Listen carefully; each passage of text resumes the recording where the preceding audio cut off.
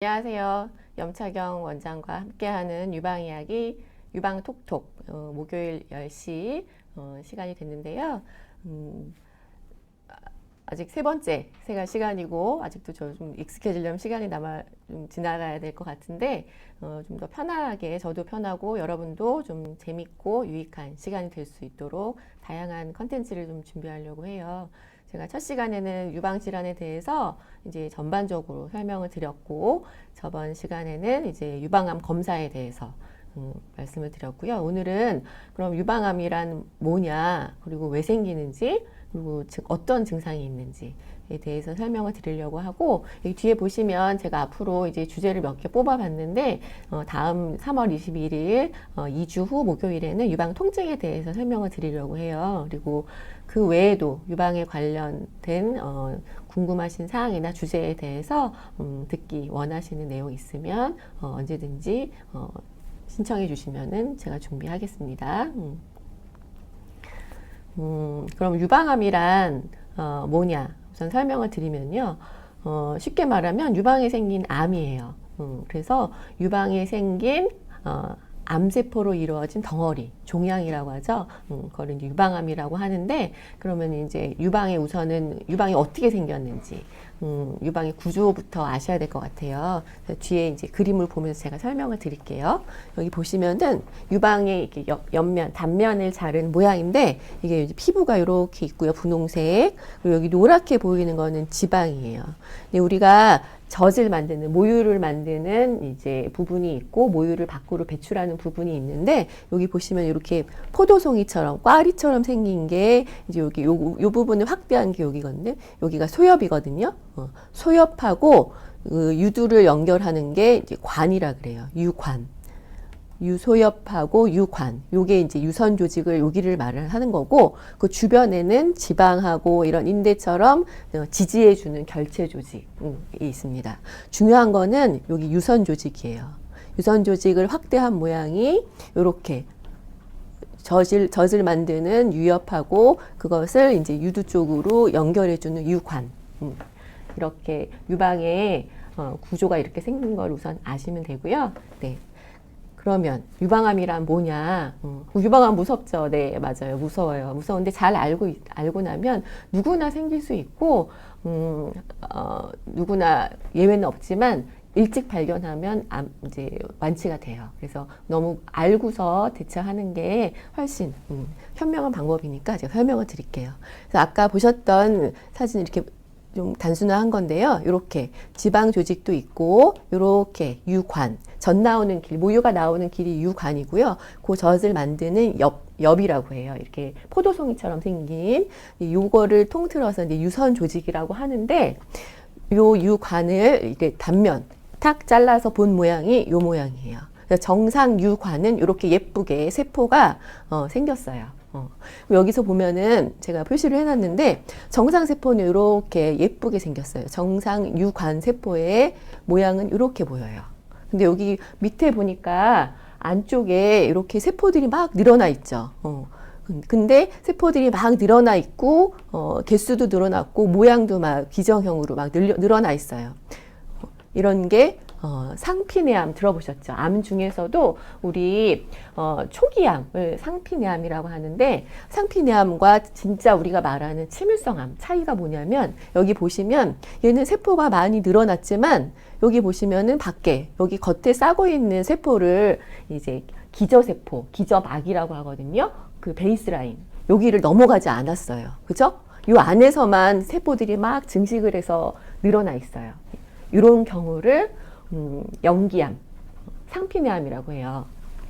그래서 어느 부분에 생겼어도 이 안에 길쭉하게 아니면 넓게 퍼져 있어도 이 관 안에만 들어있으면 연기인 거예요. 예를 들어서 내 친구는 연기인데 전체 절제를 했대.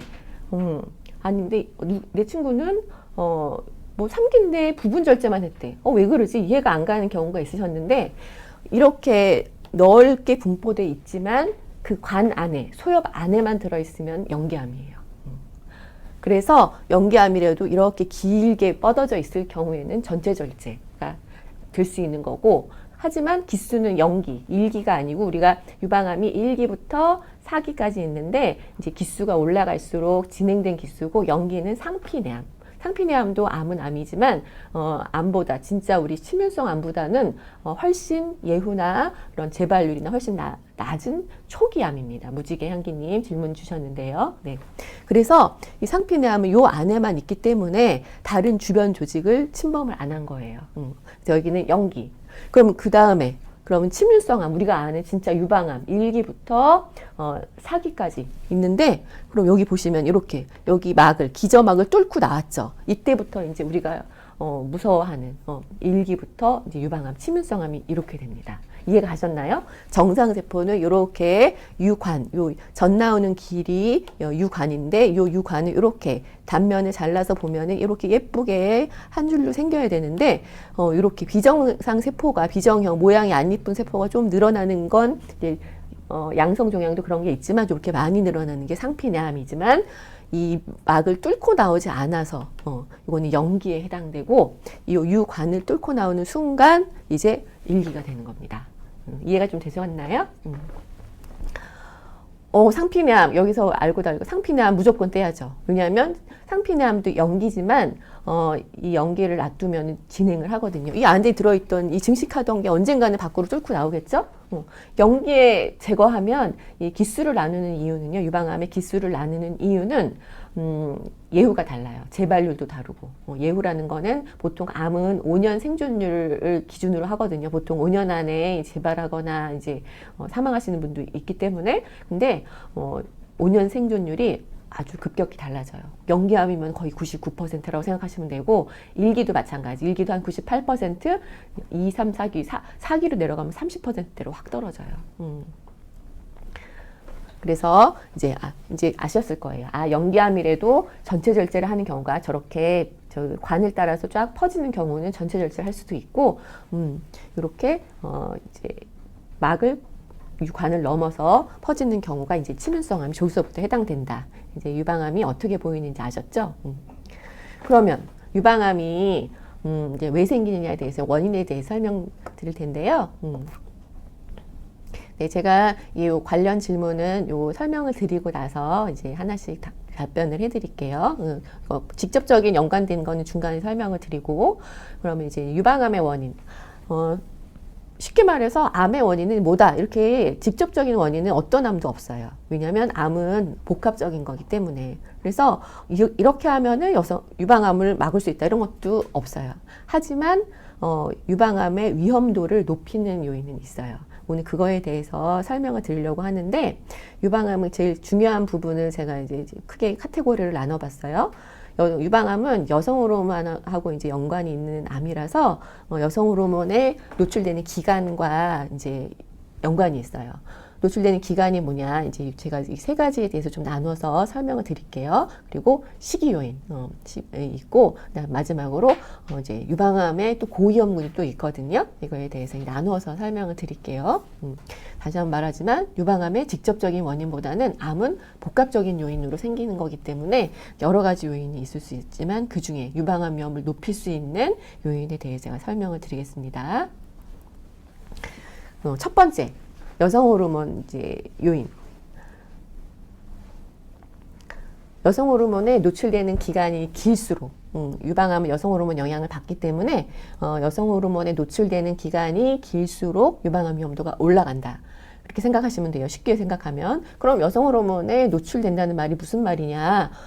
우리가 생리를 시작하는 거는 난소가 기능을 한다는 거거든요. 그러니까 우리 요새 유방암이 우리나라가 확 아주 급증했어요. 다른 나라의 증가 속도보다 우리나라가 증가 속도가 빠른데, 왜냐? 한 10년 사이, 10년, 15년 사이에 이 젊은 여성들의 발육 상태가 좋아졌기 때문에 초경을 일찍 시작하고, 그러면 이제 난소가 기능을 하기 시작하기 때문에 생리를 하고 여성 호르몬 영향을 받게 되죠. 그리고 건강 상태도 좋아졌기 때문에 폐경도 늦어졌어요. 그래서 평생 생리하는 기간이 예전에 비해서 한 10년 정도 길어진 거예요. 그러면 여성 호르몬에 노출되는 기간도 늘어나겠죠. 그래서 지금 요새 유방암이 예전보다 한 15년 전보다 3배 이상 거의 5배 정도 늘어난 이유는 여성 호르몬에 노출되는 기간이 늘어났기 때문이다. 여성 호르몬과 깊은 연관이 있습니다.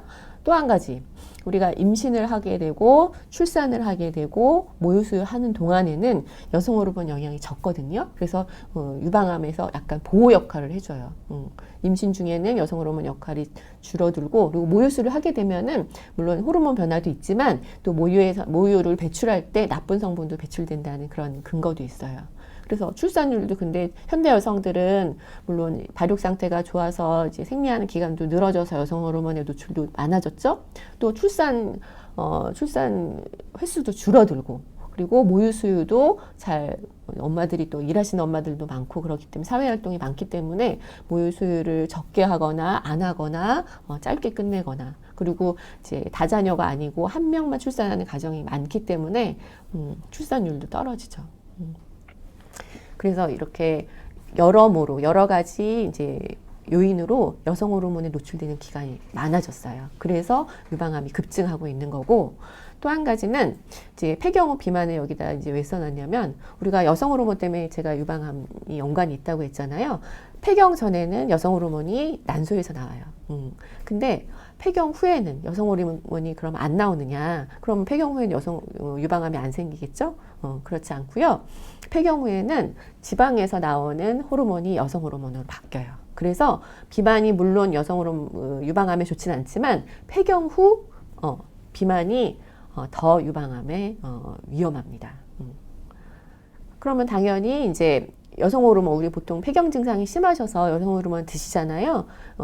이제 산부인과 진료 보시고 여성 호르몬 처방 받으시는 분이 많으실 텐데, 이런 호르몬 대체 요법도 당연히 외부에서 여성 호르몬인 에스트로겐이 이제 투여되는 거니까 유방암 위험을 높이는데, 다 높이는 건 아니고 이제 여러 가지 제제가 있는데, 이제 에스트로겐, 여성 호르몬이 에스트로겐, 프로게스테론 두 가지가 있거든요. 이 두 가지 복합 제제를 5년 이상 드실 때 유방암 위험이 올라갑니다. 그래서 중요한 거는 유방암은 여성 호르몬과 연관이 있고, 우리가 예전보다 발육 상태가 좋아져서 생리도 일찍 하고 폐경도 늦게 하고 생리하는 기간이 길고, 또 거기다가 여성의 사회활동도 많아지고 어머니들이 이제 바빠지잖아요. 그리고 저출산 성향도 있어서 출산도 적게 하고, 그리고 이제 모유수유 기간이나 모유수유를 잘 안 하시는 경우도 있어서, 그래서 여러모로 여성 호르몬에 많이 오랫동안 노출되기 때문에 유방암이 증가하고 있다. 그리고 비만은 당연히 유방에 안 좋지만 지방세포에서 나오는 호르몬이 여성 호르몬으로 바뀌기 때문에 비만은 안 좋은데, 특히 폐경 후 비만은 더 여성 호르몬과 연관이 있다. 그리고 그럼 이거 보시고 나 폐경 증상이 너무 불편한데, 그래서 나는 여성 호르몬을 처방받고 있는데 그러면 저 끊어야 될까요? 이렇게 물어보실 수 있겠죠. 그럼요. 그렇진 않고요. 이제 모든 약은 이제 부작용, 우리가 원하는 작용이 있고 부작용이 있어요. 근데 내가 이제 모든 사람이 유방암 위험이 높은 건 아니잖아요. 근데 내가 폐경 증상이 너무 심해서, 그러면 폐경 증상도 여성분 따라서 다르게 나타나거든요. 그냥 얼굴만 잠깐 빨개졌다가 괜찮아지시는 분, 뭐 밤에 잠이 안 오시는 분, 관절이 아프신 분, 우울증이 오시는 분, 좀 이게 증상도 많이 다르지만 그 정도도 많이 달라요. 그래서 내가 정말 폐경 증상이 너무 심해서 힘들다. 그러면 이제 저희 산부인과 진료 보시고 처방을 받으시는 게 좋은데요. 아까 말씀드렸듯이 모든 여성 호르몬이 이제 폐경기 여성 호르몬 요법이 다 유방암을 증가시키는 건 아니고, 복합 제제, 에스트로겐만 있는 건 그렇든 유방암 증가 위험이 없다고 나왔고요. 에스트로겐, 프로게스테론이 복합된 약을 5년 이상 꾸준히 복용하실 때 이제 유방암 위험이 높아지고요. 끊으면 또 이제 유방암 위험이 평균 수치로 낮아지니까 폐경 처음에 이제 폐경 증상이 심해서 나는 좀 약을 처방받아야겠다. 그럼 초반에 이제 폐경도 초반 부분에는 좀 힘들다가 좀 적응되시면 괜찮아지니까요. 그렇게 좀 본인에 맞게 네, 처방 받으시면 되겠습니다. 그래서 여성 호르몬은 유방암과 아주 밀접한 연관이 있다. 하지만 중요한 거는 여기 있는 원인 중에서 우리가 원인을 알면 뭐 하나요? 대처를 해야 되죠. 네. 원인을 알려고 하는 이유는 그럼 이게 원인이니까 이 원인을 피하는 게 우리의 가장 적극적인 예방 방법이겠죠. 근데 이 중에서 내가 할 수 있는 건 별로 없어요. 초경이나 폐경 상태를 내 마음대로 할 수 없고 출산율도 마음대로 안 되잖아요. 모유 수유도 내가 많이 먹이고 싶지만 환경상 또 모유가 잘 안 나올 수도 있고. 그래서 여기 여성 호르몬 관련된 거는 내가 할 수 있는 건 비만. 특히 폐경 후 비만이 안 되게 체중 조절, 운동 그런 걸 하셔야 되고요. 그다음에 여성 호르몬 대체요법 하실 때 충분히 선생님과 상의하고 그다음에 이제 만약에 뭐 유방암 고위험군 제가 이따 설명을 드릴 텐데 그런 분들은 조금 더 주의를 하셔야겠죠. 그래서 여성 호르몬과 가장 중요한 유방암의 위험 요인인 여성 호르몬과 연관이 있다 알고 계시면 되고요. 그 다음에 두 번째, 식이 요인. 이거 제가 제일 강조를 할 텐데요. 왜냐? 제일 중요한 건 제가, 유방암 원인을 알지만, 내가 할 수 있는 부분, 가장 쉽게 내가 지킬 수 있고 예방할 수 있는 부분이 식이 요인이거든요. 제가 아까 앞에서 이제 발육 상태가 좋아져서 평생 생리하는 기간이 늘어서 여성 호르몬이 늘어나기 때문에 이제 유방암이 발생률이 높아졌다고 했잖아요. 그 이유가 이제 식이 요인입니다. 왜냐하면 유방암 그리고 대장암 모든 암 중에서 이 두 가지 암은 선진국형 암, 식이와 아주 밀접한 관계가 있는데요. 고칼로리, 고지방식. 그래서 발육 상태가 좋아지고 영양 상태가 좋아지기 때문에 이제 이 식이 요인이 아주 중요해요. 그리고 이에 따라서 과체중, 비만도 생기시고. 그래서 제가 유방암 환자분들한테 이제 가장 중요하신 게 이제 보통 항암 치료, 수술, 방사선 치료 게 끝나면은 그 다음에 이제 본인이 직접 지켜야 될 일상생활에서의 이제 재발 예방 방법이 가장 중요한 게 식습관이거든요. 그러면 제가 항상 말씀드리는 게 있어요. 서양 사람들이 먹는 건 다 안 좋다. 예를 들어서 이제 기름기 많은 거. 그리고 고기를 드셔도 돼요. 암 환자는 고기 먹으면 안 된다면서 그렇지 않아요. 고기도 드시고 생선도 드시고 이런 동물성 단백질도 골고루 드시는 게 제일 좋아요. 좋지만 기름기 많은 거, 이제 예를 들어서 뭐 삼겹살보다는 이제 살코기 있는 부분으로 그리고 조리를 하실 때 이제 튀겨서 드시는 것보다는 담백하게 찌거나 굽거나 그래서 기름기가 적게 조리하시는 게 좋고요. 그리고 그런 동물성 단백질을 드실 때는 야채, 채소 이렇게 신선한 제철 음식하고 같이 드시는 게 제일 좋고요. 그리고 이제 이런 발암물질 같은 거 안 좋은 게 흰가루들은 별로 안 좋아요. 뭐 밀가루 그리고 설탕, 인스턴트 이런 것들 그런 거 안 좋고요. 그래서 유방암을 예방할 수 있는 가장 적극적인 내가 할 수 있는 위험 요인 중에서는 식이 요인이에요. 그래서 몸에 좋은 자연식품 위주로 드시고 기름기 있는 것 덜 드시고요. 그리고 적정 체중 유지하시고 운동하시고 이런 게 가장 중요한 원인입니다. 그리고 이제 음주도 이제 유방암 위험을 높이는 걸로 나타나는데요. 종류에 상관없이 그런 얘기 들어보셨나요? 가끔 많이 마시는 것보다는 꾸준히 매일 드시는 게 더 안 좋아요. 이제 쉴 시간을 줘야 되는 거거든요. 그래서 가끔씩 뭐 한 달에 한두 번 뭐 이제 지인들하고 와인이나 이렇게 한두 잔 마시는 거는 저는 괜찮다고 저는 생각하는데요. 꾸준히 뭐든지 두 잔 정도 이렇게 드시는 경우에는 유방암 위험이 보통 2배 정도 올라가요. 그래서 자주 드시는 건 안 좋습니다.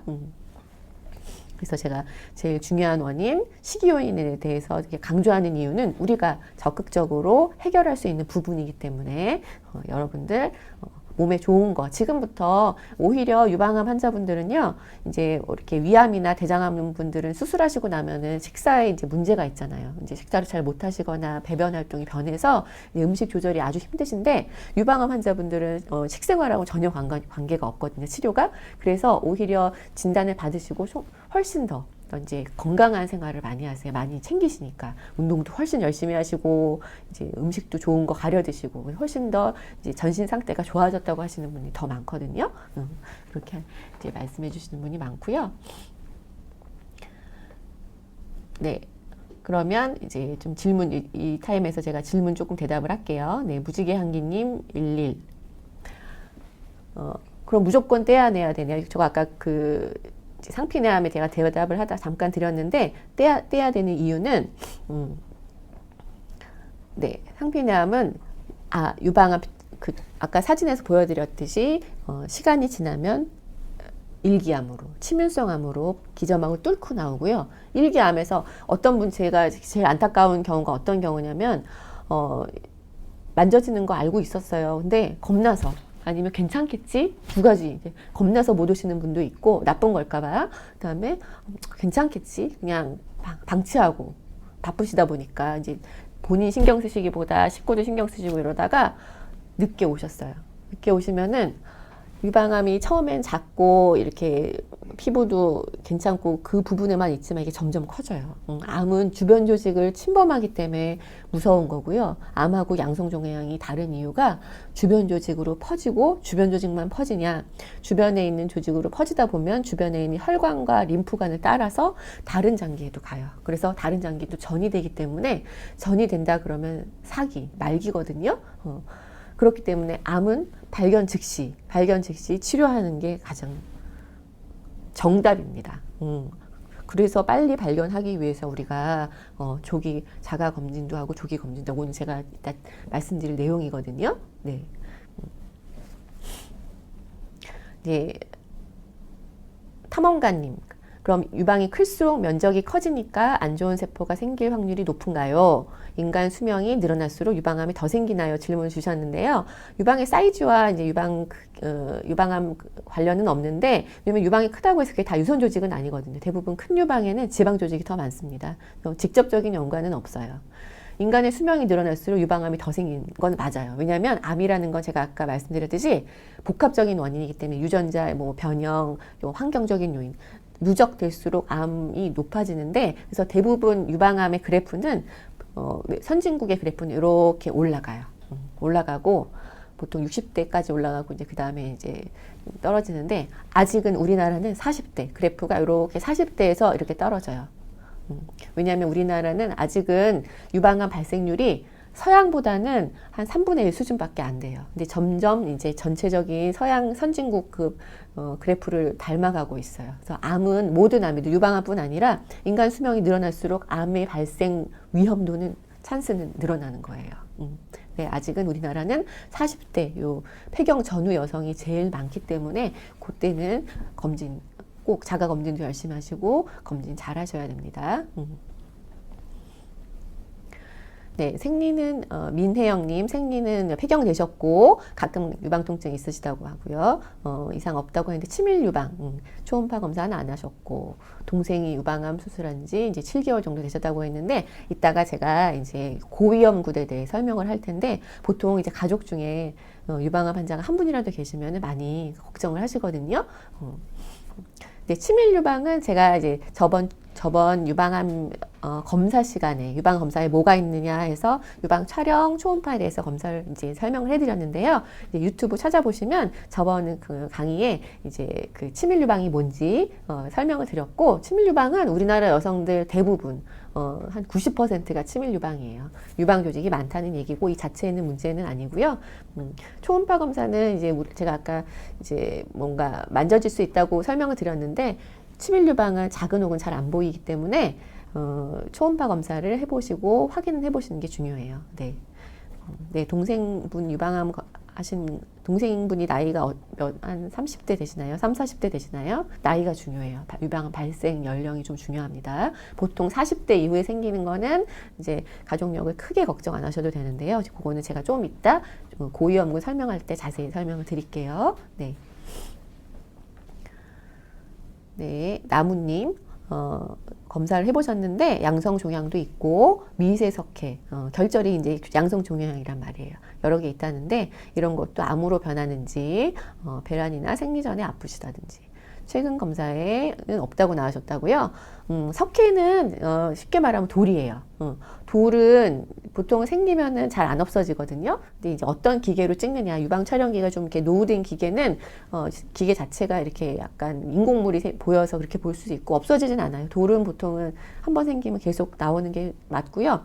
양성 종양 중에서도 무록, 이제 딱딱한 혹이 있고 무록이 있는데, 무록은 액체이기 때문에 이게 이제 흡수가 되면은 작아질 수도 있고 없어질 수도 있고 분비가 늘어나면 커질 수도 있고, 아마 없어진 거는 무록일 가능성이 많아요. 뭐 검사자가 누구냐에 따라서, 특히 초음파는 이제 검사가 누구냐에 따라 중요하거든요. 그래서 못 발견한 걸 수도 있지만 뭐 무록이라서 없어졌을 수도 있습니다. 네. 네, 로즈 큐님, 생리가 1년에 한 번이나 2년에 한 번이면 많이 안 좋은가요? 30대 후반. 이거는 산부인과 가보셔야 될 것 같아요. 너무 이제 생리가 없으시면은 이제 결혼을 하셨는지 모르겠지만 이제 불임의 원인도 되고요. 뭔가 문제가 있으시는 것 같은데 원인을 찾아야죠. 이제 네. 산부인과 진료 한번 보시고 그 생리가 없는, 생리 불순인 원인을 찾으셔야 될 것 같아요. 그래서 그거에서 원인 교정을 해서 이제 치료를 하시는 게 좋을 것 같습니다. 네. 그럼 제가 다시 또 이제 설명을 좀 더 드리고 질문에 대답을 해드릴게요. 그러면 이제 식이 요인까지 설명을 드렸잖아요. 네, 마지막에 아까 질문과 좀 연관이 되는데, 대부분 이제 가족분이나 아니면 주변 이제 지인분 중에 유방암이 갑자기 생기시면 그 전까지 생각보다 여성분들이 본인의 가슴에 별로 관심이 없으세요. 자가검진 생각보다 안 하시고. 그래서 오늘 제가 자세히 설명드릴 건데, 네, 이제 가족분 중에 한 분이라도 생기시면 갑자기 걱정을 많이 하시거든요. 근데 이제 제가 말씀드리고 싶은 거는 100명의 유방암 환자 100명 중에서 정말 유전적인 원인 때문에, 유전적인 요인 때문에 생기는 유방암은 5명도 안 돼요. 5% 미만이에요. 그럼 나머지 95%는 뭐냐? 아까 말했던 여러 가지 요인.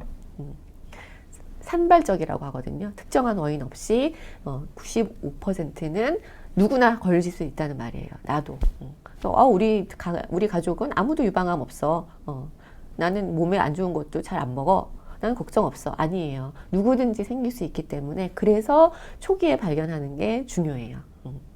그러면 근데 이제 그러면 그 5% 내에 드는 유전적 소인이 있을 만한 분들이 어떤 분이냐. 예, 잘 알고 계시죠? 안젤리나 졸리가 유방암이 아닌데 정상 유방을 양측을 제거를 했어요. 예방적 유방 전절제술. 한 이유가 바로 이런 유방암 고위험군이기 때문에 했는데요. 그럼 어떤 사람이 유방암 유전자는 이제 전체 중에 유방암 환자 중에 많진 않지만 있으면 아주 강력합니다. 평생 동안 유방암 유전자 변이가 있다. 이제 보통 2가지가 있는데 브라카라고 하거든요. 브라카 1, 2가 변이가 있다 그러면 평생, 내가 80까지 산다고 했을 때 유방암 걸릴 확률이 거의 60% 이상이에요. 60% 이상이라는 거는, 이거는 시기의 문제지 언제든 생긴다는 거예요. 근데 그런 분들은 누구냐? 특별한 분들이 있어요. 뭐 가족 중에 한 분이 뭐 유방암이다. 그럼 나도 그런가? 그렇게까지 걱정하실 필요는 없고, 걱정해야 되는 분들, 또 그 유전자 검사의 대상이 되는 분들은 어떤 분들이냐? 물론 유방암 가족력인데 2명 이상, 1도, 2도 그 가까운 친척 이내에 2명 이상 유방암, 엄마랑 이모, 이렇게 2명 이상의 유방암, 3명이면 좀 더 위험도가 늘어나겠죠. 이런 분들은 이제 유전자 검사를 권해드리는데, 누구 먼저 하냐? 내가 먼저 하는 게 아니라, 유방암 어머니는 내가 먼저 하는 게 아니라 유방암인 이모나 어머니가 먼저 유전자 검사를 해봐요. 그렇게 2분이 있으시더라도 유방암 유전자가 없는 경우가 훨씬 많아요. 그러면 나는 검사 안 해도 돼요. 근데 이모를 했는데 유전자 변이가 나왔다. 그러면은 우리 엄마도 유방암 유전자가 있을 확률이 50%예요. 어머니도 하셨어요. 했더니 유방암 유전자가 변이가 있다고 나왔어요. 그러면 이제 어머니한테 내가 물려받았을 확률이 50%인 거예요.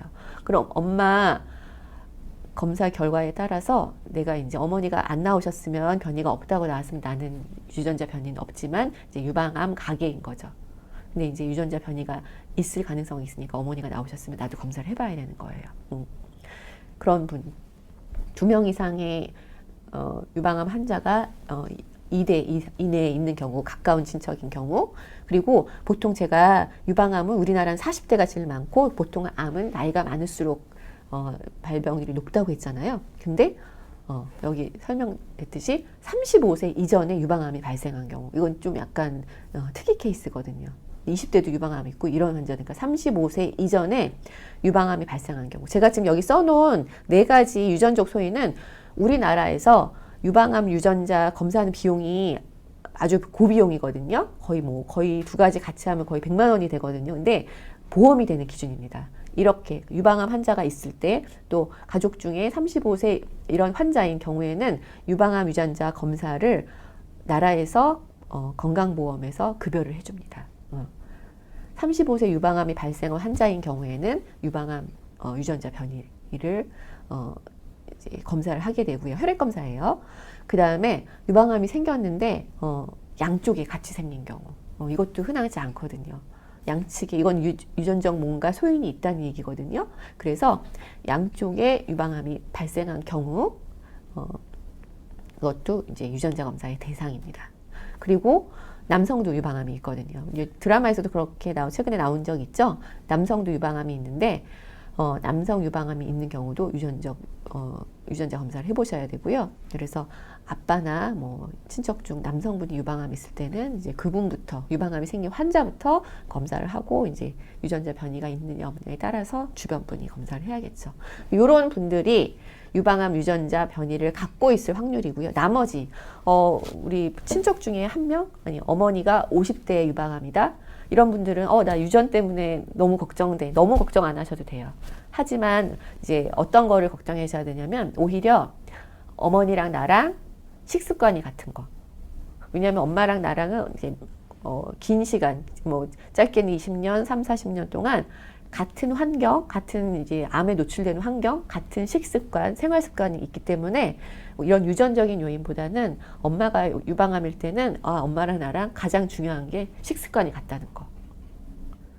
그걸 더 걱정하세요. 그럼 엄마가 유방암이 되셨다, 진단 받으셨다, 그러면 우리 가족의 식생활 중에서 뭘 개선해야 되는가, 이걸 잘 보시고 좀 더 이 전보다는 건강한 이제 생활 습관으로 고치도록 노력하시는 게 더 중요해요. 그래서 여기서 제가 이렇게 고위험군이라고 놔뒀는데, 이거를 보여드린 이유는, 자세하게 설명드린 이유는 모르고 걱정하시지 마시고요. 이런 게 아니면 유전적 소인보다는 그냥 다양한 원인으로 생기는 원인이 많기 때문에 누구든지 생길 수 있기 때문에 나는 유방암의 안 좋은 위험 요인들을 많이 제거하려고 노력해야겠다, 노력하시라고 보여드리는 거예요. 그래서 모르고 두려워하시지 말고 알고 예방하자. 그리고요, 마지막에 이제 증식성 종양이라는 게 있어요. 제가 이제 나중에 한번 이제 이런 양성 종양에 대해서도 설명을 드릴 텐데요. 그런 이제 우리가 암이 아니래도 수술한 경우가 많잖아요. 그런 건 이제 잘하는 혹들이 있어요.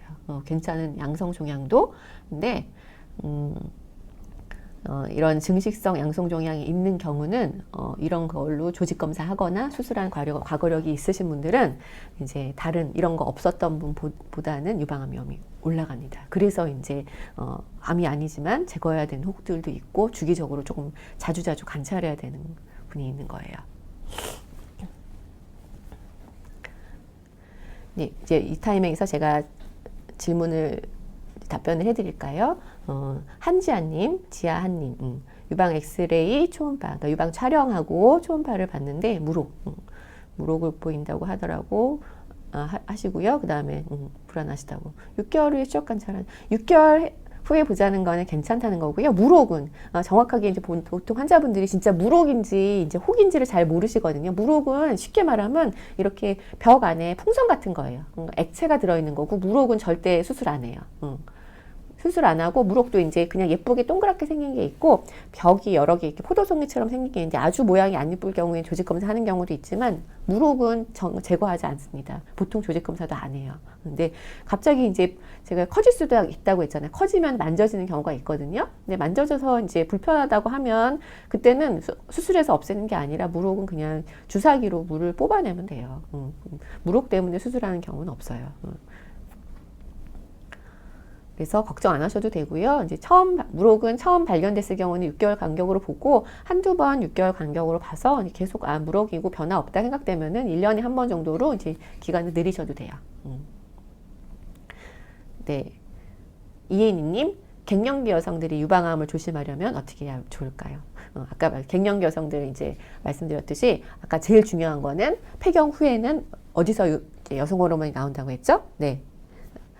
지방 세포에서 나온 호르몬이 여성 호르몬으로 바뀌기 때문에 나한테 지방이 많을수록 여성 호르몬이 많이 나와요. 그래서 폐경 후에 비만이 안 되도록 좋은 음식이라는 거는 제철 신선한 음식, 기름기 적게 드시는 거, 그리고 적정 체중 유지하시고 운동하시고, 그리고 제가 좀 이따 자가검진, 이제 검진에 대해서 얘기해 드릴 텐데, 자가검진 열심히 하시고, 정기검진 받으시고. 왜냐면, 이제 만져지려면 그래도 어느 정도 한 1cm는 돼야지 유방암도 만져지거든요. 그 이전에 발견해야 이제 더 초기에 발견될수록 제가 예후도가 좋다고 지금 몇 번 강조했거든요. 그래서 그렇게 관리하시면 될 것 같고요. 네, 조윤숙님, 물혹 없어져요. 없어질 수도 있고, 커질 수도 있고, 물혹이니까, 액체니까, 커질 수도 있고, 분비되면, 흡수되면 없어질 수도 있습니다. 네. 강나영님, 겨드랑이 쪽에 동글동글한 게 만져져요. 유방 초음파 검사는 산부인과 가도 되나요? 겨드랑이 쪽에는 이제 보통은 겨드랑이가 불편하시다, 뭐가 만져진다, 그러면은, 보통 크게 세 가지로 나눌 수가 있어요. 우리도 이제 강아지가 가슴이 여러 개가 있잖아요. 우리도 요 라인 따라서 유선 라인, 퇴화된 라인이지만 요 라인 따라서 유방이 더 생길 수가 있어요. 그거를 부유방이라고 하는데 보통 겨드랑이에 많이 생기거든요. 겨드랑이에 좀 표면에서 만져진다, 뭐가 불편하고 또 생리할 때 좀 커지면서 아픈 것 같다. 그러면 부유방 가능성이 높습니다. 이건 검사하면 나오고요. 또 한 가지는 좀 깊숙한 부분이 뭔가 동그랗게 만져진다, 일시적으로. 그거는 임파선. 우리 몸에 임파선은 이제 많이 있는데, 특히 겨드랑이에 많이 있거든요. 근데 감기 걸리거나, 저 지금 감기 걸려서 약간 이제 목소리가 그런데요. 감기 걸리거나, 뭐 뭔가 염증이 몸에 이제 경미하게 있다고 하더라도 임파선이 먼저 반응을 해요. 일시적으로 겨드랑이 뭐가 만져진다, 만졌을 때 조금 불편하다, 그럼 임파선이 커질 수 있고, 또 한 가지는 뭐가 있을 수 있냐면 아주 좁쌀 같은 건데 피부에 뭔가 진짜 혹이 있는 거, 그거는 상피낭이라는 게 있어요. 그거는 이제 뭐 겨드랑이에만 생길 수 있는 게 아니라 뭐 우리 몸 어디다든 생길 수 있는데 이제 피지인 줄 알고 막 자르려고 만지시면은 이게 염증이 생겨서 커져요. 그래서 겨드랑이에 뭐가 만져진다면 요 셋 중에 하나거든요. 유방 초음파 검사는 뭐 검진센터에서도 하시고 산부인과 선생님도 이렇게 보시긴 하는데 전문적으로 제대로 이제 정확하게 진단을 받아 보시려면은 유방외과에서 검사를 하시는 게 좋겠죠. 네. 네, 로즈큐님, 평상시 유방이 뭉쳐서 아프다가 조금 마사지하면 풀어지는데 괜찮은가요? 네, 마사지는 혈액순환이나 림프 이제 막혔을 때 풀어주는 거는 어떤 부분이든 유방이든 다른 부분이든 뭉친 거 풀어주는 거는 다 괜찮고요. 혈액순환 도와주는 거니까 스트레칭도 좋고요. 속옷 이제 평소에 뭉치는 이유를 좀 생각을 해보세요. 너무 꽉 끼는 속옷, 맞지 않는 속옷을 입는다던가 자세의 문제일 수도 있고요. 네. 오승현님, 미세석회화 있으신 분들이 나중에 많이 암이 되더라고요. 양성종양과 미세석회화 절대 암으로 변하지 않나요? 모양이 중요합니다. 제가 이것도 저번 시간 유방암 검사 시간에 제가 설명을 드렸는데요. 양성종양과 이제 암은 모양이 좀 달라요. 하지만 제가 아까 말씀드렸던 이런 증식성, 여기 나와 있는 증식성 양성종양은 예쁜 모양은 이제 자라지 않는 증식 성분이 없는 양성종양은 예쁘게 넓적하게 강낭콩 같이 생겼는데 자라는 혹들은 모양이 몽글몽글 약간 구름처럼 생겼거나 아니면 좀 삐죽삐죽하거나 경계가 조금 모호하거나 이렇게 생겼고요. 그래서 양성종양도 아주 예쁘게 생긴 자라지 않는 혹은 유방암 위험이 없고요. 그다음에 좀 자라는 혹은 유방암으로 변하는 건 아니지만 유방암 위험을 높이기 때문에 제거해야 되는 경우가 있고요. 미세석회화는 이제 유방암에서도 미세석회화가 나타나요. 석회화는 돌이라고 제가 설명드렸잖아요. 미세석회화는 사이즈가 작은 걸 미세석회화라고 해요. 보통 유방암에서 나타나는 석회화가 미세석회화하면서 모여 있어요. 모양도 이제 동글동글하게 예쁜 석회화는 괜찮은데요. 모양이 다 다르면서 그다음에 한 10개, 20개가 집중적으로 모여 있을 때 그게 유방암 의심병변입니다. 근데 양성 석회화랑 양성 미세 석회화는 모양이 좀 달라요. 그래서 근데 석회화가 좀 체질이거든요. 돌이라는 거는 우리 요로결석, 담낭결석 이렇게 돌 생기는 분들 체질이 있으시잖아요. 석회화도 유방도 마찬가지예요. 다른데 이제 그런 요로나 이제 담관이 생기면은 이게 집이 나오는 길이라서 증상을 유발하거든요. 통증이 있는데 유방에는 이제 돌이 생겨도 통증이 없어요. 증상이 없기 때문에 유방 촬영에서만 보이거든요. 근데 그 모양이 중요하기 때문에 우리가 치밀 유방이라서 어차피 혹이 안 보이는데 꼭 찍어야 되나요? 저희 병원에 오셔서도 저 절대 안 찍을래요. 치밀 유방이라서 안 보인다 그랬어요. 이렇게 강하게 말씀하시는 분이 있어요. 그럼 제가 이제 대부분은 왜냐면 치밀 유방에서 안 보인다 이것만 들으셨지 그래도 왜 검사를 해야 되는지 이유를 설명을 잘 못 들으시는 경우가 많기 때문에 제가 이제 설명을 드리죠. 반쪽짜리 검사라고. 유방 촬영과 초음파는 우리가 보일 수 있는 게 다르기 때문에 두 가지 검사 같이 한 거고 석회화를 보려면 이제 유방 촬영을 해야 되는데 석회화는 모양이 중요합니다. 그래서 석회화가 없으신 분들은 이제 50대, 40, 50대라도 한 유방 촬영을 한 2년 간격으로 깨끗한 아무것도 병변이 없으신 분들 2년 간격으로 찍으시면 되는데요. 석회화가 있으신 분들은 보통 1년, 모양에 따라서 1년 정도 아니면 좀 더 자세히 봐야 되는 석회화면은 6개월 이렇게 추적검사 기간이 좀 달라져요. 네. 그래서 이제 유방암의 원인에 대해서 제가 크게 3가지로 나눠서 말씀을 드렸는데 이 중에 제가 식이 요인에 빨간 줄 쳐놨잖아요. 우리가 적극적으로 예방할 수 있는 유방암 위험 요인은 식이 요인입니다. 여성 호르몬 어쩔 수 없고 고위험군은 내 마음대로 되는 거 아니잖아요. 근데 식이 요인은 가장 큰 원인 우리가 발육도 좋아지고 영양 상태가 좋아져서 가장 큰 원인이면서 가장 우리가 쉽게 우리 의지대로 교정할 수 있는 원인 식이 요인입니다. 그래서 오늘부터라도 몸에 좋은 것만 드시고요. 나쁜 음식이라는 건 인스턴트, 그다음에 탄산음료, 설탕 많이 들어간 거. 설탕 많이 안 좋아요. 저희 집에는 설탕이 없어요.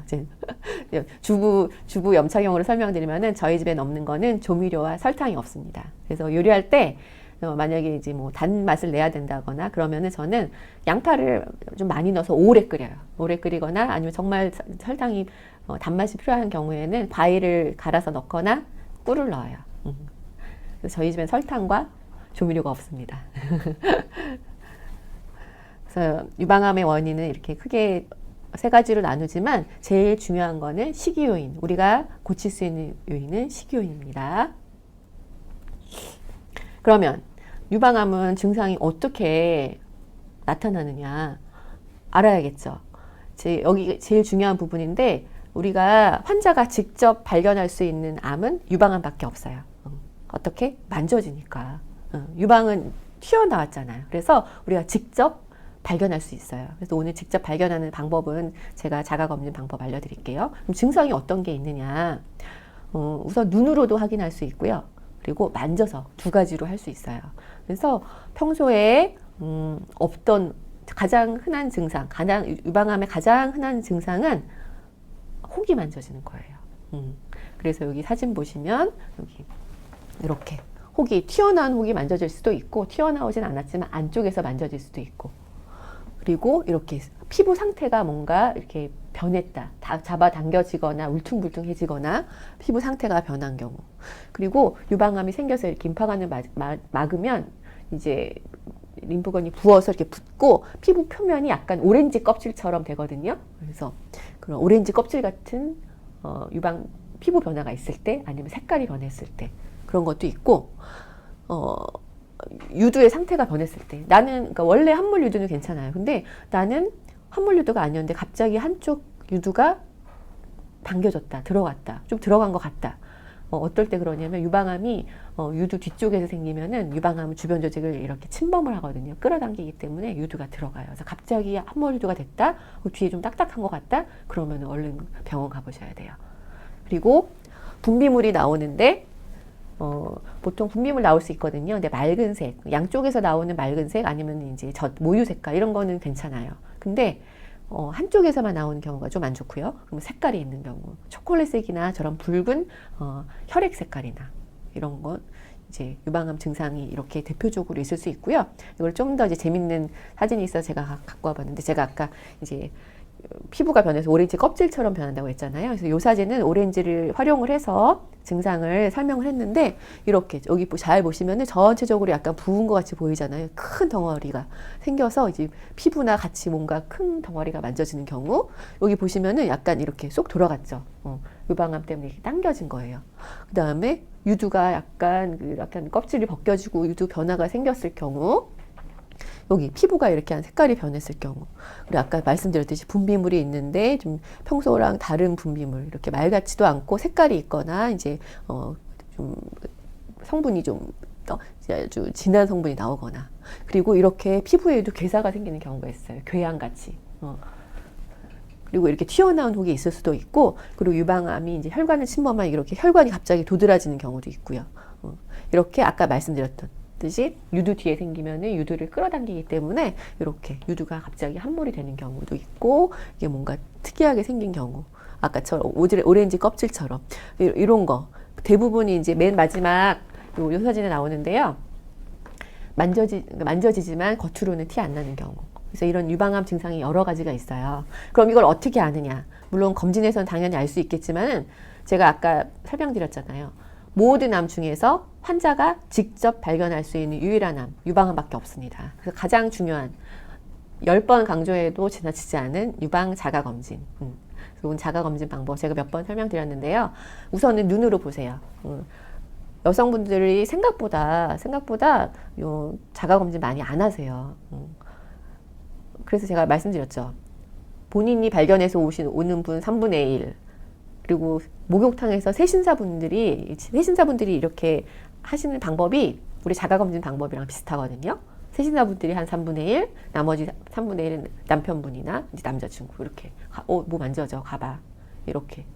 근데 유방 자가검진은 언제든지 직접 하실 수 있고요. 이제 올바른 방법을 하셔야 돼요.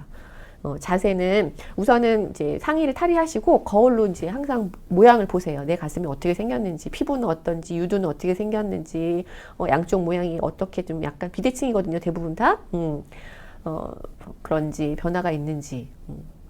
우선 눈으로 보시고, 그 다음에 이제 그게 시진, 눈으로 확인을 하는 거고요. 촉진, 만져보는 건데, 보통 유방 자가검진 하세요 그러면 네 만져봐요, 이렇게 만지세요. 근데 이렇게 만지면 우리 아까 유선 조직이 있다 그랬잖아요. 유선 조직이 이렇게 만지면 멍울처럼 만져져요. 그래서 진짜 혹하고 구분이 안 되는데, 그래서 어떻게 하냐면 손 펴시고, 양쪽 손 펴시고, 이 손바닥 중에서 여기 가운데 세 손가락 여기 바닥으로 자가검진을 하시는데요. 요렇게 돌아가면서 만지세요. 지그시 빠지는 데 없이, 저는 보통 원을 그리면서 하거든요. 근데 편하신 대로 원을 그리셔도 되고, 뭐 이렇게 위아래로 만지셔도 되고, 어쨌든 빠지는 부분 없이 이렇게 만져보세요. 만져보다 보면 혹이 있는 부분은 이 두 손바닥 누를 때 부분이 달라요. 다른데 어떻게 다르냐? 물론 저런 섬유선종 이런 거 잘 만져져요. 근데 그 만져질 때 괜찮은 혹은 좀 커져야 만져져요. 커져야 만져지고, 만져질 때 섬유선종 같이 괜찮은 혹은 아주 잘 움직여요. 고무공처럼 왔다 갔다 해요. 근데 유방암은 아주 딱딱합니다. 딱딱하고 이게 암 특성상 주변 조직을 침범을 하거든요. 그래서 이렇게 만져보면은 움직이지 않아요. 고정돼 있어요. 우리 이제 의학적 용어로 픽스드 됐다고. 고정돼 있어요. 그래서 유방암은 딱딱하고 고정돼 있다. 그리고 딱딱하기 때문에 좀 괜찮은 혹은 한 뭐 2cm 정도 돼야지 만져지는데, 유방암은 딱딱하고 주변 조직을 끌어당기기 때문에 한 1cm만 돼도 만져질 수 있어요.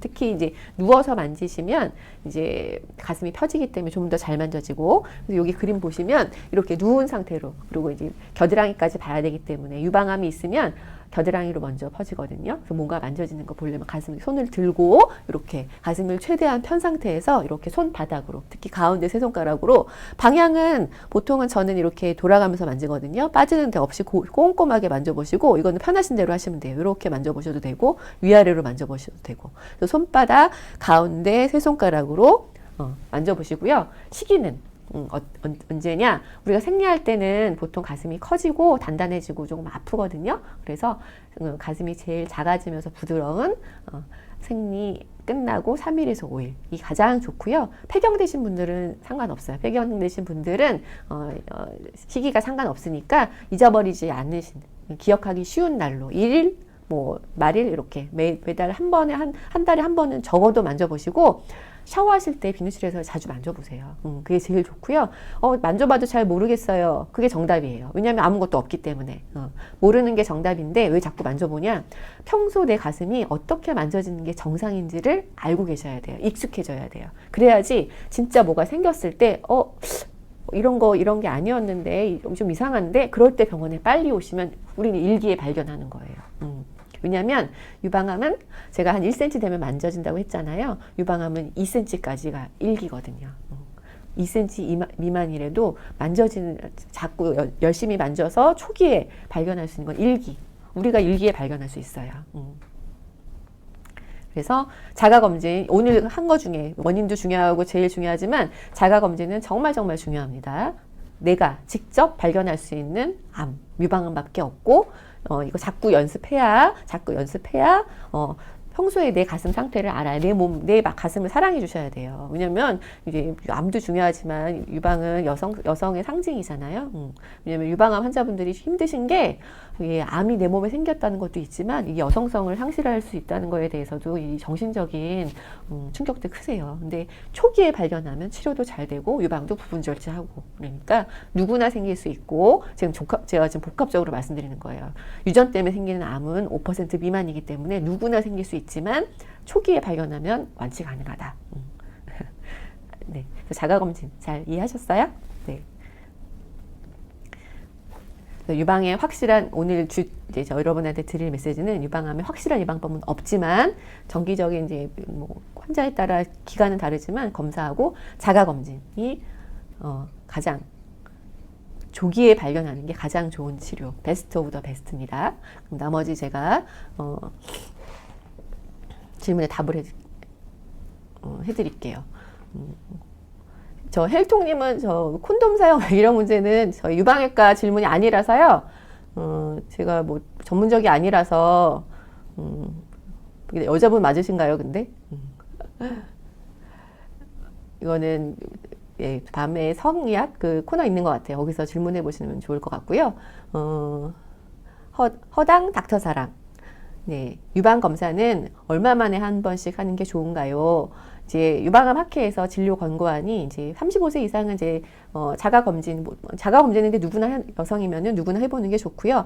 아까 고위험군이라고 말씀드린 부분이 있잖아요. 보통은 이제 40대부터 우리나라도 이제 유방암 검진, 유방 촬영이 40대 들어가 있잖아요. 유방암 위험이 40대가 제일 높고 그래서 보통은 아무것도 없으신 경우 검사했는데 유방 촬영도 깨끗하고 유방 초음파도 깨끗하시다. 그러면 2년에 한 번씩이면 충분해요.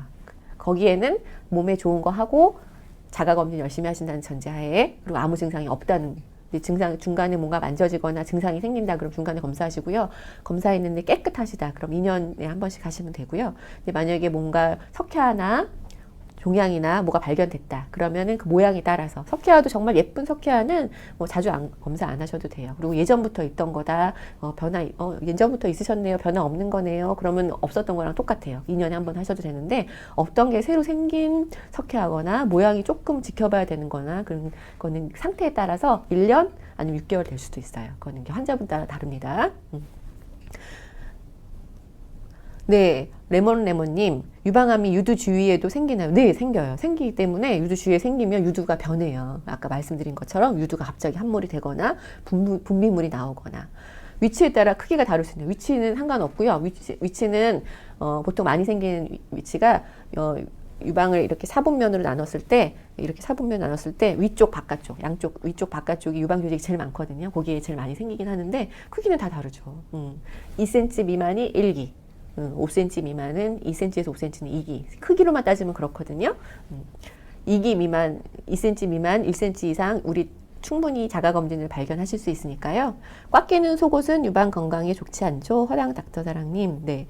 뭐 그렇죠. 혈액순환이 잘 되고 통증을 유발할 수 있어요. 이게 뭐 꽉 끼는 속옷 입는다고 유방암이 생기지는 않지만 유방통을 유발할 수 있고 또 혈액순환 안 되실 수 있으니까요. 적당히 본인 체형의 사이즈에 맞는 속옷을 입는 게 좋으시고요. 강나영님, 한쪽 유두만 건드리면 아프고 가끔 간지러워요. 치료받아야 하나요? 이제 질문 주셨는데요. 보통 유두가 간지러운 원인이 이제 병원에 오시는데요. 제일 흔한 이유는 유륜 피부는 다른 유방 피부보다 훨씬 얇아요. 얇으면 어떤 단점이 있냐면 건조한 거에 취약해요. 그래서 이런 환절기나 겨울같이 이런 건조할 때 간지러울 수 있어요. 간지러우면 우리 어떻게 하죠? 평소에는 안 긁겠지만 나 자다가 나도 모르게 긁어요. 그러면 상처가 나면 이제 염증이 생겨요. 그래서 제일 이런 겨울이나 환절기에 많이 오시는 분들이 유두에서 유두 피부가 막 벗겨지고 진물 나요. 이런 거는 건조해서 긁어서 염증 생겨서 오신 거는 그냥 일시적으로 보습해주고 그러면 좋아지는데, 어떤 분이 있냐면 유두에도 습진이 생겨요. 보습을 잘 해줬는데도 계속 간지럽고 진물 나고 그럴 경우에는 이제 습진 치료를 받으셔야 해요. 습진 연고를 이제 스테로이드 포함된 습진 연고를 이제 드리는데, 이제 드문 경우지만 이제 어떤 경우가 있냐면 계속 습진 치료를 했는데도 계속 진물이 나고 벗겨지고 이런 경우에는 이제 파제병이라고, 아주 그건 드문 병이라서 그거는 이제 계속 저런 증상이 보습을 충분히 해주고 건드리지 않고 했는데도 계속 간지럽고 진물 나고 그런다 그러면은 진료 한번 받아보시고 우선 보습 좀 잘 해주세요. 동그라미님, 예, 유방 초음파와 엑스레이 중 어떤 게 더 정확한가요? 말씀드렸지만 초음파와 초음파와 유방 촬영, 엑스레이가 유방 촬영이거든요. 두 가지는 우리가 보려는 목적이 달라요. 네. 다르기 때문에 두 가지를 같이 하셔야 되고요.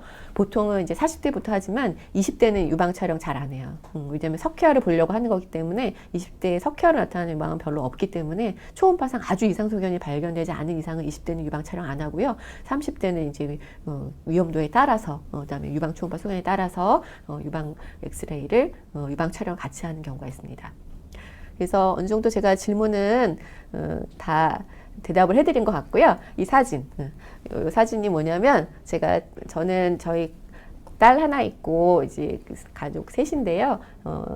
일하다가 중간에 이제 여행하는 걸 참 가장 일상에서 가장 큰 즐거움을 생각하고 있는데, 여기가 어디냐면요. 이거 제 핸드폰으로 찍은 사진이에요. 멋있죠? 이게 아이폰 이때 한 6인가? 근데 이게 어디냐면 아이슬란드입니다. 아이슬란드 길은요, 저렇게 그냥 차 타고 가다가 그냥 차 안에서 찍은 거예요. 저렇게 하늘과 맞닿은 저런 길이 보이더라고요. 참 그때 좋은 기억이었고, 여러분도 언젠가, 저는 내가 언제 아이슬란드를 가보겠어? 그리고 다시는 안 갈 생각으로 그때 좀 길게 다녀왔는데, 한 번 다녀왔는데 너무 좋은 경험이었던 게, 지구상에 있는 모든 자연환경을 볼 수가 있어요. 이렇게 아름다운 곳도 있지만 정말 화성같이 척박한 땅도 있고 뭐 그렇더라고요.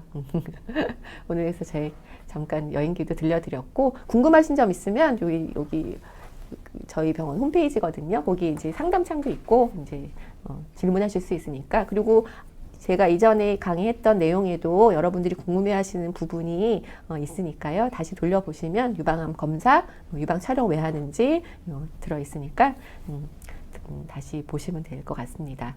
네, 다음에 이제 방송도 같이 해주시고요. 저는 2주 후에 3월 21일에 여러분들이 많이 유방외과를 찾는 가장 흔한 원인인 유방 통증에 대해서 설명드리겠습니다. 오늘 저 즐거운 시간이었고요. 다음에도 많이 참여해 주세요. 네, 오늘 하루 즐거운 하루 되세요. 네, 이만 마치겠습니다.